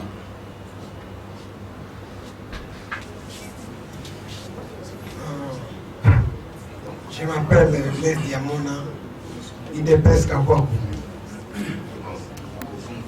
Monsieur le Président, question là, tout le pays est pour autant na yaga ba réunion na ndako ba eba ke papa ke réunion. On a une question. Alobi papa président na bino azonga kaka zaka na résidence surveillée. Alors il a mboka za na résidence surveillée. Est-ce que ndenge bozo c'est la wana abozo ngape mbaka moko pe akotika na résidence surveillée na lisusu baka limiti na bino wana ezoki ne kaka kolumela ngabete na vous poser question wana. Donc quelles sont les mesures sécuritaires au président zo amener na mboka pona akoko ya tena na piège wana pour les lobes na état de santé ne soit quoi ils sont na piège dans résidence surveillée. En tout cas, vous comprenez que vous pouvez s'appuyer sur retard na marche tout ça nango. Il y a même balé tout ça côté dialogue. Donc côté dialogue, tout ça na base na ça fait des routes wana. Tu penses que bango pe na côté na bango, baza na base mon côté. Puisque bazo ndima dialogue, bazo ndima mutu mon côté ndima ka abana bodinda. Tant que tout le monde a kazo dinda na maya tukaka kanga tamo lo ngo pour se sauver. Est-ce que bango donc autant on a fait des routes, au moins des avantages, des avantages de la biso. Est-ce qu'ils vont accepter donc qu'ils ne disent pas qu'on a fait des routes? Merci, Président. Merci beaucoup. Bon, il y a des mesures sécuritaires, on a bandit. Comme d'habitude, Toye Bissara Monusco, ce qui président Zagoya, tu préviens à Monusco, Bayaka, Basai, vraiment déploiement à Bango. Pour protéger en cas de problème. Donc, les combattants, il ne faut pas que tu aies mingi na mokolo bako kangayo. Pour ceux qui sont kango, attends, donc ça ne sert à rien. Il y a aussi l'Isamaël et Namakambouana. Yebisa Mwana, Azana Kimia, tant président Bozonga, peuple vous a tellement ébélé dans Zela. Que quand même pas attaquer au Meka et l'eau en moi. Sinon, donc l'Umbé.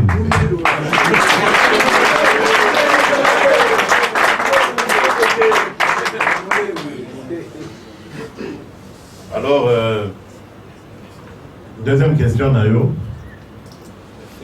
Dans la feuille de route, donc il y a Bisso, donc on tourne à Soki, Bango peut pas dans la feuille de route.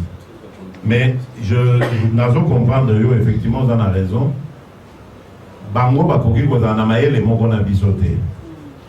Mais nous avons besoin qu'ils quand même, moi, si manqué, dans 1992, tant aux conférences nationales souveraines, il faut moi, Maka.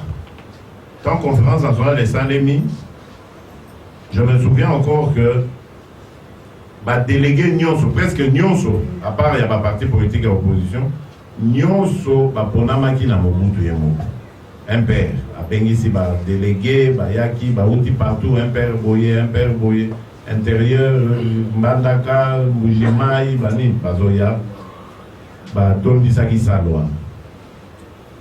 Mais tant que masolo est des peuples à bandi ont intérêt, peuple à bandi ont surveiller masolo.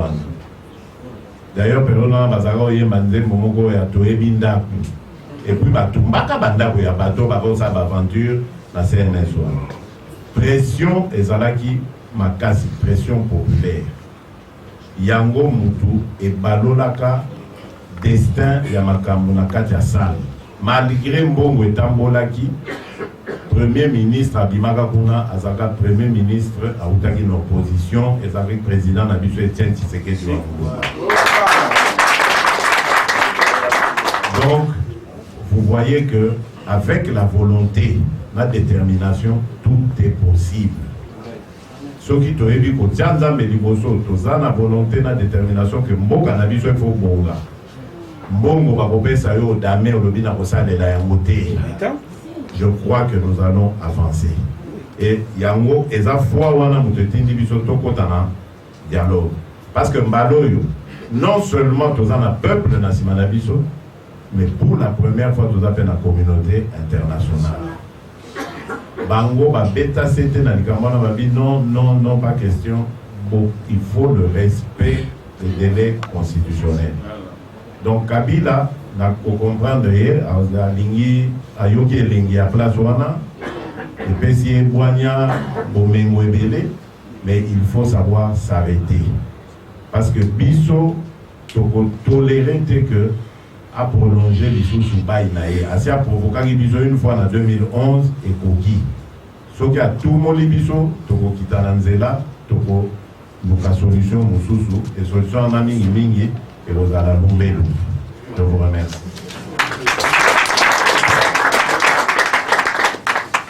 Monsieur Didier Mpenga. Votre Excellence, question d'aller compte tenu de la position géostratégique. Il y a Congo dans le niveau du monde. Parce que le Congo, problème de balkanisation. J'ai suivi les discours de M. Tshisekedi dialogue que les Camerounais qui malades ou malchance tant affaire la comédie biso. On sait que pour nous, la l'IDP c'était malchance. Est-ce que pour répondre les Camerounais, nous avons pour le moment non la peuple si malabiso, mais nous avons sur la communauté internationale si malabiso. Est-ce que le président national le président national, notre leader, est-ce que Namasolo ou Asolo n'a décideurs internationaux? Est-ce que les décideurs aussi ont trouvé leur compte? Parce que Anti-Sekedi, ils ont la réponse au Wapesaki. Le bien Azali imprévisible. Babi Azali, radicalisme national, mieux surtout dans le Bawana. Est-ce que pour les moments, comme nous avons la communauté internationale derrière nous, est-ce que la communauté internationale trouve aussi sa compte Anti-Sekedi? J'ai dû et je vous remercie. Voilà. Moi, je crois que débat au Ezali Sikoyo, Ezali l'issue sous débat, si c'est que des hasards radical, si c'est que des hasards imprévisibles, si c'est que des hasards nationalistes, débat au Ezali Mikolo, Ezali ya Kabila Koki Kosa la troisième mandat. C'est ça, ce débat Oyo Ezali la communauté internationale. Et Tozali la chance, mon aîné. Puisque au Beti du Solo, il y a géostratégie, géopolitique. Effectivement, Tozali a chance, et je le dis, avec deux présidents, mon con États-Unis, Obama, mon con la France, François Hollande. Baza deux présidents, Oyo, Batlingi, Kolekisa, Bozo, Bata, Mokete. Contrairement à bao précédent bango babo ko kanamisu balingi ko tika soki babo kende batika bilan l'Afrique, bilan positif côté démocratie. Et je crois que c'est une chance aux anango au saisir. Soki bomoni Kabila a renoncé à reculer na makambo belé ezali parce que pression ya batwana ezali makasi. C'est vrai que le peuple congolais a ça la pression, comme en janvier passé, tant qu'on va dire peuple dit, mais Bokanisa, année passée, Ndenge Alingaki a changé de constitution. Débat est bandaki sur l'article 220. Mungamba Nae Bocha Babimisi Koutou. Abimsaki livre qu'on a justifié que non, la constitution ne change jamais. Babimisi Lissolo a recensement.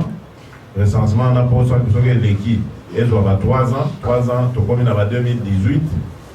Allez, 2017-2018, comme ça, ma constitution va changer. Nyon soit on a reculé, c'est la preuve que quelque part, pression est allée. Et biso sigoyo, il faut profiter de la pression. Tout ça, il y a biso interne. Comme ça, pression à l'ibanda, pression interne, à Kokoka supporter en côté. Pour Akobimisa Mandoki et Kobeta Lelo, mais lobby kuna Oyoka Kaka, il doit partir. Oyokata peut-être mon discours, bref, on ne sait jamais. Donc, je pense que côté géopolitique, côté communauté internationale, nous n'avons pas d'inquiétude à avoir pour le moment. Parce que débat ezali na oye baté que Tshisekedi donani débat ezali il faut respecter la constitution. Pourquoi bazolo bandengwana pas changer pété jamais. To profiter ne bazolo bana ti mokolo Kabila okende. Si mana yango to kotala soki bango mba ko combattre Tshisekedi to peuple mutu ekokoka ko imposer bango Tshisekedi. Voilà, merci. Aujourd'hui, Maman Moko, Lili Moukaji, là, Papa René Kassonga se prépare.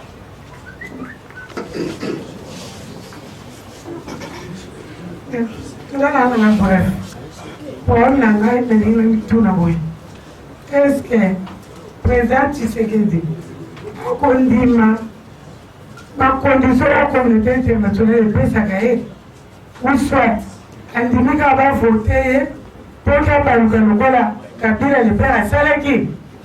Souci la main à moi, pour la communauté internationale, va intérêt. Est-ce que vous dit, il peut papa dit, parce que l'intérêt à Batouana, pour ce qu'on a intérêt à Batouana, on a sacrifié pour du saut. Donc, souci la main à moi, par rapport à Masolo ya ndenge wana onga moko na landa président azali ko solola na bapaya wana ozolo tango batuni ye makambo ya baintérêt justement ya lobi que voilà intérêt il faut ezala partagé donc c'est-à-dire batu oyo bakoya ko investir na mboka na biso il faut topesa bango ba garantie bakoka kosepela pe na investissement na bango ke boteli bango quand même quelque chose mais biso pe bana mboka esika baza koya kotia investissement na bango il faut pe tosepela ke voilà baengage bana na biso na mosala babongisi pe mboka na biso ekomi peto donc basali ndenge toyokani na ndenge ba contrat c'est comme ça que ça doit se passer mais évidemment il faut boyeba que na mokili oyo il n'y a pas que Batunion, même surtout d'ailleurs, il n'y a pas que Bato Baganamité madame. Moutounoussou Sogoya, à Kolingata, à l'affaire Kagana, Mokonziambok. A Ebisenga Nagoya, d'ailleurs, on peut se part, na Likamon, na Losala, na boy comme condition, na boy ko futa impôt, na boy ko sala boy, donc, Mongwana Tamazozoa, à Lozong Saron en Bokanaï. Donc, mboka na biso ezokufa donc ba minerai ou bien la richesse on est aussi là entre temps pe mboka na biso profiter na moté en tout cas ceux qui bango nyonso bakozala ndenge wana ce qui n'est pas le cas d'ailleurs mais ceux qui bakozala ndenge wana alors tokozwa mon côté mais je ne pense pas il faut nga nakutana na ebele nakutana bato balingi koinvestir na Congo ebele bango nyonso oyoka ntango bazwa na projet azobake non nga nakoya nako investir na ina zo minerai boye mais na lingi na tala na zo promettre na kotonga ba école na kosala ba hôpitaux et bazali basala ba projet wana de place na mona kekindo keza na mboko oyo bazali ba proposa biloko wana mais ba botola bango siko ba mine ba pesi siko ba mafieux po ba mafieux ya bango elekaka na sa mesa bato bayaka ke non tokofuta pako tokosala boye tokotonga non balinga bango te Donc ça veut dire que bao pe bao kambambo kabaza ba aventurier le roi bao wana balingi ne basa gop balingo kambambo kate. Et c'est ça que nous allons changer. Donc bozala na bobangité batu nyonso wana to solola kana bango pe ndenge ba solola na bakabila wana. Nous allons faire comprendre bango que intérêt na biso na bango ezali ya mboka etambola malamu batu baza ya koyima te. Bazwa mana misala bakoka kosala misala oyo ezofutama mpe bien parce que kozala na mosala eza eloko mais kofutama mpe ezalika mosusu il faut kofutama bien akoka kobongisa mwasi na ye na bana kokoka kotinda bango na classe bana kotinda bango na basoin soki neti babeli tout ça. Voilà ce que nous voulons comme cours. Merci.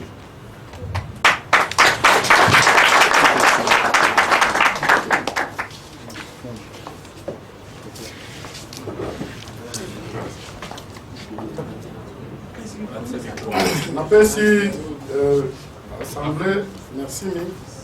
Question d'Angezali par rapport à social-démocrate. Nous avons une réunion de social-démocrate. Question on appelle, c'est dirigé par le président fédéral, il y a le secrétaire national, il y a Suède. Problème de la communauté internationale, pour l'île de Bandeko. Les Tozalaki na Kinshasa en 2011, la président fédéral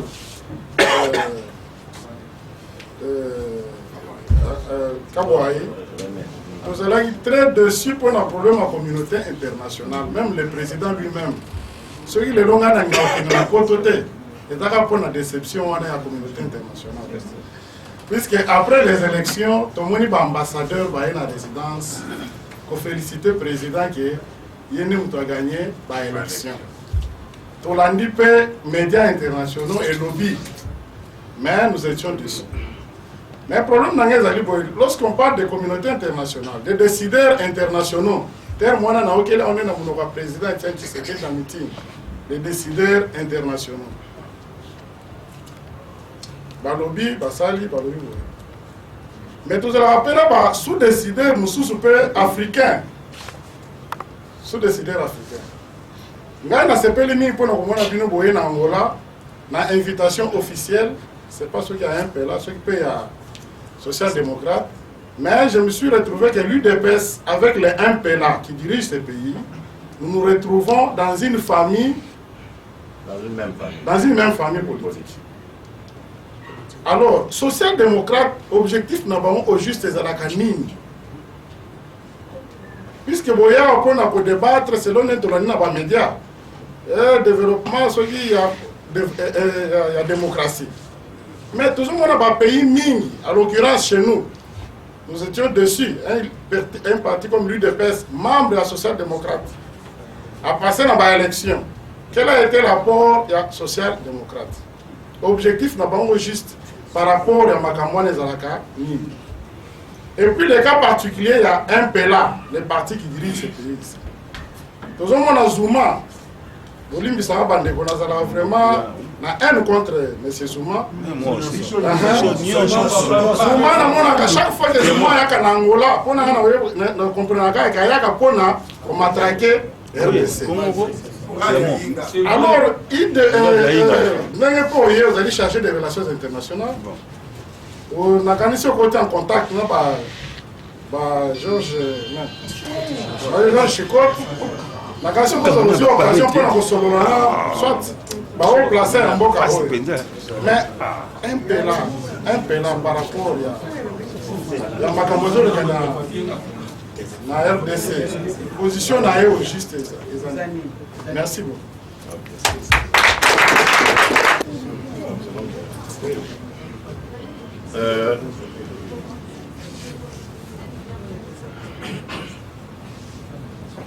Oui, donc en fait, Toye, déjà pour préciser, l'invitation est à International Socialiste, parce que Nengendeko revenait à lobby, Tozali, UDPS Azali, membre, il y a International Socialiste.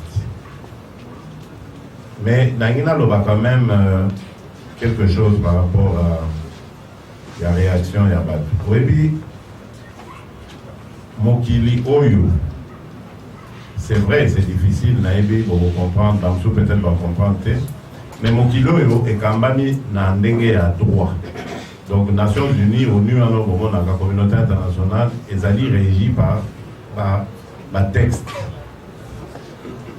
Donc à partir du moment où la élection il y a 2011, Bisso Bataille des Bakango, les premiers responsables, il y a échec, Bisso, ils allaient d'abord Bisso.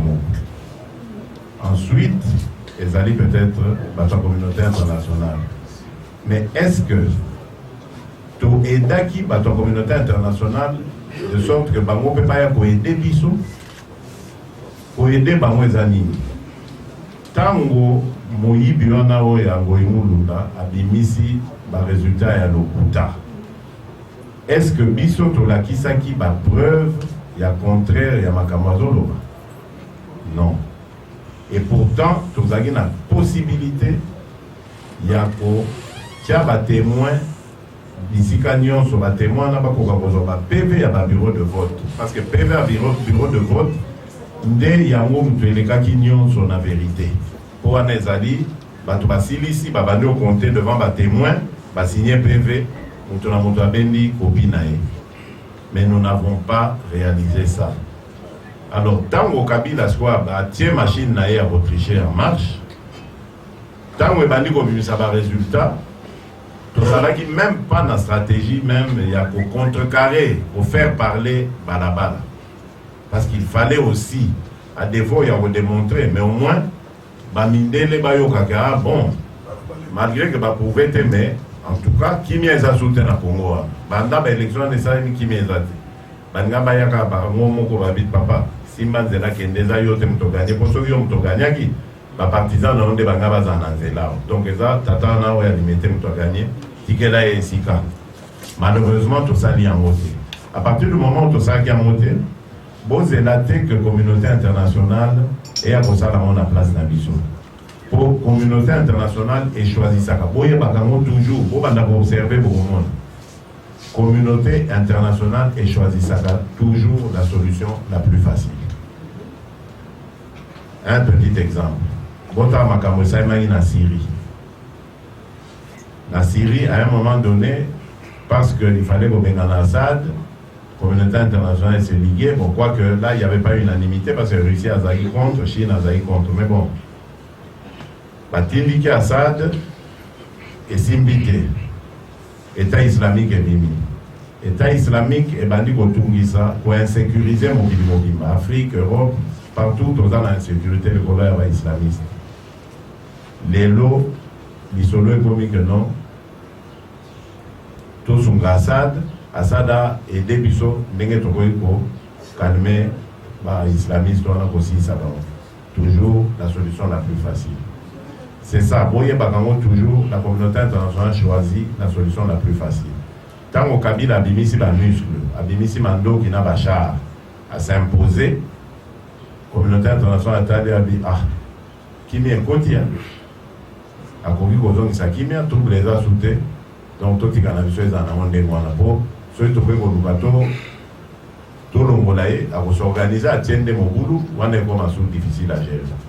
Donc c'était à nous, Congolais, de prendre nos responsabilités, au cas pour déstabiliser, pour contester plutôt pouvoir Yamoyibi ou Joseph Kabila à Yakinao. Et donc, quand on a quitté, malheureusement, imposé Bisso et les autres ont constaté. Mais c'est vrai, Bozan a raison. Il faut Bisso Sikoyo, Banaya International Socialiste, Tosenga plus de solidarité, Nakati, Yabaninga Nabisso. Et nous ne sommes pas les seuls, parce que ça les magapé en 2011, Tango, il y a une élection en Côte d'Ivoire.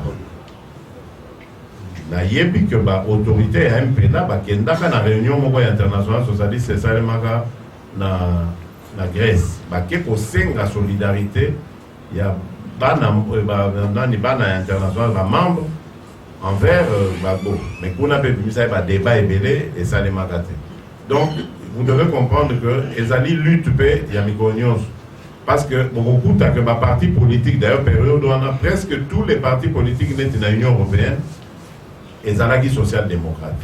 presque nyonso ezalaki basociodémocrate moto baki. Alors bozomona ke baza na pouvoir, baza na baintérêt na Congo, mais entre temps parti moko eza kotungisa moto azogarantir bango baintérêt na Congo. Faut-il kobousculer moto wana mpo baintérêt beba to voilà. Donc vous voyez un peu la difficulté ezalaka na politique internationale yango wana. Donc tozala mingi na tendance ya kozala distrait na position ya communauté internationale te, to lukande to raffermir position na biso na kati. Soki biso toza na makasi communauté internationale kolanda biso yango na esi bino bachoisisaka toujours la solution la plus facile. So bayebi ke na minute oyo UDPS moto aza na force na terrain bakoyebisa Kabila di simba nzela kende. Donc c'est à nous de travailler d'abord sur nous-mêmes avant de juger la communauté internationale. Merci. Monsieur Daniel Kitoko, après Daniel Marcel Nzeka se prépare. Merci beaucoup. On a posé la bref la question nanga. La question nanga liboso presque va répondre bien mais la question question nanga ezali rôle nini oyo peuple a jouer pendant que le dialogue est au salam. Biso ba membre de l'UDPS to ba kubata pendant que le dialogue est au salam même na Kinshasa même na niveau international. Rôle nini oyo to jouer pour influencer et que ba point et na ngamo na biso. Et nasuka na remercio na mingi vraiment na rega souci ni kuna leko mona Tshisekedi akomi mukolo. Et tant la monde d'influence au sali même dans le monde partout en tout cas biso UDPS mabo to za derrière yo. Exact question aux alliés kotala likambo ya stratégie ya kwa accompagner likambo oyebi na 2011 na sepelaki po bana mboka batelemaki de partout. Diaspora esalaka mosala monene koleka po bazali kobenga na Kinshasa eza na ba province pour la boloba tolingi candidat tel bino wana boza kuna soki boponi Tshisekedi te Kabila bimi bosengaka biso ba Western Union te bokeba ba pression wana ebujaki makambo na kino na Congo nazosuka na kino non na Congo.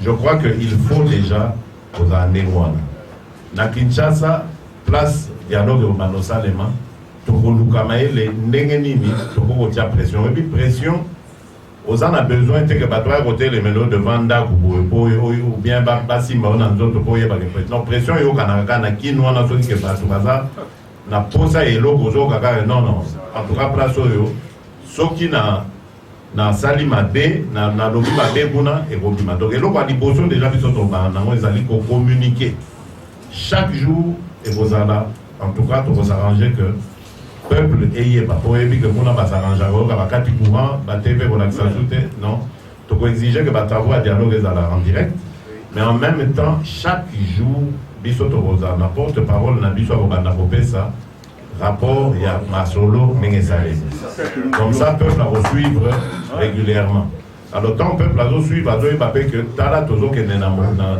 malamu tozo que ne kota mabe comme ça. Il faut même qu'on imagine peut-être ma marche pacifique, mais il y a pression, pour la frontière, pression dans le bateau. Parce que les Cameroun, ils sont tous Luka, les alliés, bonheur, il y a batunion sous. Balo, banini dialogue, n'a pas eu dialogue. Pour ceux qui ont ma pronomie, il y a bien. Où est-ce qu'on a mis ça? Il y a solo, il y a contesté. Les alliés, il faut qu'on les ait gagnés. Voilà.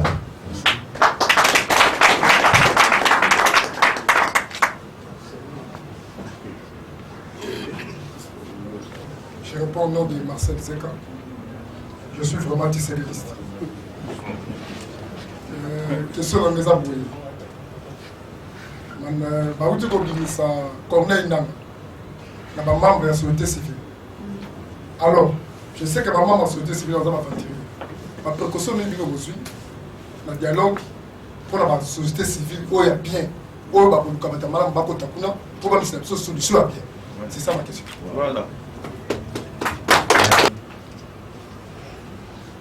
Na koloba kaka que na boyobi na betela bino lisolo ya après dialogue ao na masolo oyo ebimaki kuna après dialogue toyokanaki que pona bobo ya balindondo ya bato ebele wana mpe bambongo ekoma kotambola. Chaque camp va représenter 50 personnes. Donc 50, il y a camp, il y a Kabila, 50, il y a camp, il y a opposition. Bango, Kabila, Bimisaki, l'isolo, il y a société civile. Biso, au début, on a société civile. Non, société civile, on est comme il y a solo là, le Boutane, le Buana. Donc, Batika, la caprice de toutes les façons, ma solo, ma solo politique. Bango, tokoya kobenga bango na sima tango tokolinga composer CENI po boso botangi feuille de route na biso tolobaka ke na CENI il faut tokabola ba membre ba na CENI bakozala bakouta na société civile mais opposition kopona bao ya ye pouvoir aponi bao ya ye nde biso tokanaki ndenge wana mais namoni comme d'habitude Kabila ne respecte pas ses engagements. Adengani Malumab na Moussala, Azui Corneille Nang. C'est un mauvais signal. Pour Ezola qui s'est que Moutouana, Akoya Kosale la de Kabila Moussala. Moussala là, écoloté. Et nous n'en voulons pas. Tant que Toko comme un dialogue, Toko remettre Biloko en cause. Ceux qui bani ba garder Corneille Nang na bango. Biso peut Toko créer, ou ya Biso Corneille Nang. Parce que ça a mis balé. Voilà. Donc comme ça, tu as pas de problème. Alors tu créer, deuxième poste, il y a président, co-président.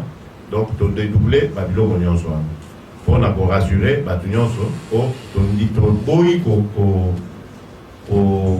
pour revivre l'aventure, il y a un pasteur soyez pas à la pasteur. Voilà. Voilà, merci.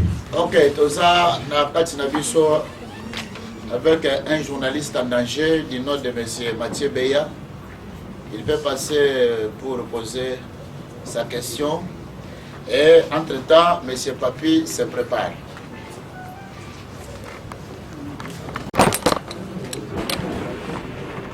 Votre intervention que vous venez de faire maintenant concernant la position de l'UDPS qui a prôné depuis longtemps la non-violence et aujourd'hui l'UDPS ajoute la non-vengeance. Ça c'est très bien vraiment. Alors, je voulais seulement savoir une chose, monsieur le secrétaire. La feuille de route de l'UDPS est claire. Mais de l'autre côté, il y a encore une autre feuille de route. Selon les informations que nous avons, il prévoit la dissolution de l'actuel Parlement, le remplacer par 2 députés qui seront désignés, proposer une transition de 2 à 4 ans, avec Kabila comme président ce jour, mais des transitions. Et de l'autre côté du DPS, on ne voit pas, donc d'une même manière pour bien dire. C'est-à-dire que vous fréquentez les 2 chemins qui sont parallèles.